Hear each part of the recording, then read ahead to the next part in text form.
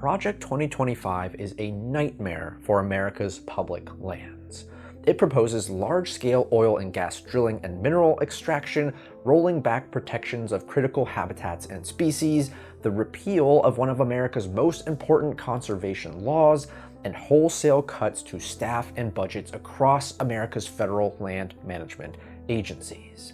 In this video, I'm going to walk you through Project 2025 and hopefully convince you of the dangers it poses to America's public lands. All right, let's start out with some context for what Project 2025 even is. Essentially, Project 2025 is a sort of playbook for the next Republican presidential administration. It's designed to allow that administration to hit the ball rolling with conservative policies and regulations that target every facet of the federal government. It's funded and organized by the conservative think tank, the Heritage Foundation, and there's some pretty scary stuff in there, a lot of which has been covered by other people already. For our purposes, and keeping with the sorts of topics I talk about on this channel, I want to focus on the chapter about the Department of the Interior, which manages over 500 million acres of land in the United States and is home to the National Park Service, the Fish and Wildlife Service, and the Bureau of Land Management, among others. I'm also going to talk about the U.S. Forest Service in this context, even though they're technically under the Department of Agriculture, which has its own separate chapter. They manage nearly 200 million acres of land in the United States. So, as you can see, the policy recommendations outlined by Project 2025 have a huge influence on how a large chunk of land in the United States would be managed. And for parks and public lands lovers, it does not look good. For one, the chapter on the Department of the Interior is written by none other than William Perry Pendley. Some of you may recognize him as the former acting head of the Bureau of Land Management during the first Trump administration. And I say acting because he was never confirmed by the Senate, and many of the actions he took in that role were later deemed to be illegal. In addition to his stellar record of public service, Pendley was a lobbyist for the oil and gas industry before he worked in the administration, so it should come as no surprise that he heavily catered to them when he was in office. He has an intense disdain for public lands, does not believe in climate change, and wants to repeal the Antiquities Act. Again, this is the man that wrote the chapter on the Department of the Interior.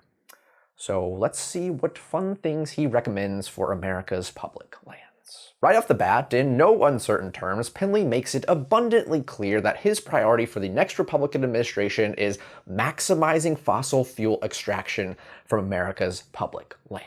This should come as no surprise given his background and actions during the last Trump administration, but you can expect this priority to be way more amplified this time around. In addition, Pendley freely admits that quote-unquote, the section on energy in its entirety was written by Kathleen Sagama of the Western Energy Alliance, an oil and gas industry group, Dan Kish of the Institute for Energy Research, a think tank long skeptical of human-caused climate change, and Katie Tubb of the Heritage Foundation, again, the conservative think tank funding and organizing Project 2025. So they're not exactly trying to hide anything here. It is out in the open, plain as day, what the priorities are here. Specifically, Pendley calls for a host of rollbacks of Biden administration policies designed to address climate change and transition away from fossil fuels, along with the reinstatement of Trump-era energy dominance policies designed to extract the maximum amount of fossil fuels possible out of America's public lands. He wants to expand both onshore and offshore oil and gas lease sales, drill in previously off-limit sensitive areas like the Arctic National Wildlife Refuge, the National Petroleum Reserve, the Boundary Waters Canoe Area, the White River National Forest, and the buffer area surrounding Chaco Culture National Historical Park. He recommends cuts to staffing and budgets for federal land management agencies, instead favoring state management of these resource lands. This is a common anti-public lands talking point that is often just a smokescreen for opening up public lands to private resource extraction. He wants to move the BLM headquarters from Washington, D.C. to Grand Junction, Colorado, under the justification that it would be closer to the lands and people who interact most often with the BLM on a daily basis.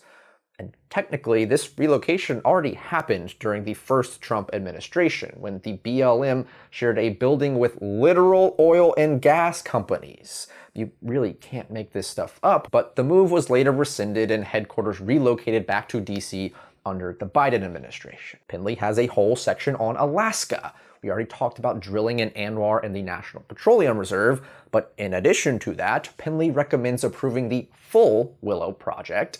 You'll recall the Biden administration approved a scaled-down version, which I have a whole video on. He also recommends approval of the Ambler Mining Road, recently denied in its entirety by the Biden administration. I also have a whole video on that. And to cap off this extraction industry wish list, Penley calls for the elimination of the roadless rule in the Tongass National Forest, which protects nearly 10 million acres of the world's largest intact temperate rainforest, and which would open it up to massive timber extraction. We're not done though. Penley wants to rescind President Biden's 30 by 30 agenda, which aims to protect 30% of America's land and waters by the year 2030. He also wants to completely gut and or repeal the Antiquities Act, one of America's most important pieces of conservation legislation. He claims that only Democratic presidents have abused the Antiquities Act, despite the fact that every president except 3, and I'll give you a guess as to who those were, has used the act to protect some of the most important pieces of land in America. For instance, all of the following places were first protected under the Antiquities Act: the Grand Canyon, Zion National Park, Muir Woods National Monument, Olympic National Park, Dinosaur National Monument, Carlsbad Caverns, Joshua Tree, most of the national parks in Alaska, and a whole bunch more. It is a critical piece of conservation legislation, and Penley and his extraction friends want it completely repealed. This is also a distinct possibility. As Chief Justice John Roberts has signaled, the Supreme Court would be willing to strike the law down should the right case come along. This is also despite the fact that the act has already survived multiple challenges to its constitutionality. And last but not least, Penley also wants to gut NEPA and the Endangered Species Act. Again, 2 of the most important pieces of environmental legislation in the United States. Specifically with the ESA, Penley recommends delisting the grizzly bear in the Yellowstone and Continental Divide ecosystems, delisting the gray wolf in the lower 48 states entirely, remand management of the greater sage grouse back to the states, which, surprise, surprise, their habitat is threatened by oil and gas drilling. Didn't see that recommendation coming. And finally, he wants to eliminate the experimental population designation that the U.S. Fish and Wildlife Service uses for species reintroductions. This is a key tool in the preservation of endangered species. And that, my friends, is but a smattering of the policies and actions that William Perry Penley has recommended for America's public lands in the event of another Republican administration. This is his chapter in Project 2025. It is a feast for the oil and gas industries, the mining industry, the timber industry, and all those who would seek to profit off of our public land. Make no mistake, these actions would devastate landscapes across the country, which, by the way, public lands are overwhelmingly popular. People across the country, especially those who live in the West, consistently support more protection, not less, for our public lands. The recommendations and policies included here in Project 2025 are designed to benefit a select few private companies at the expense of our public lands and our futures. We already saw this, in fact, during the first Trump administration. A lot of these policies already were enacted, except this time around, it is likely to be way more organized and done so on a much larger scale. The best way to prevent this from happening and save our public lands is to vote, vote, vote. And for those of you who are upset that I am making this political, I am sorry to inform you that parks are, and always have been, political.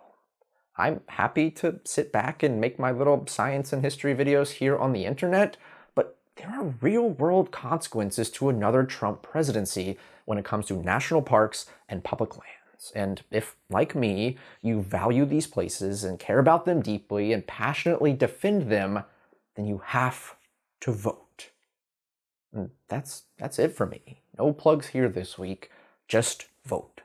Please, just vote.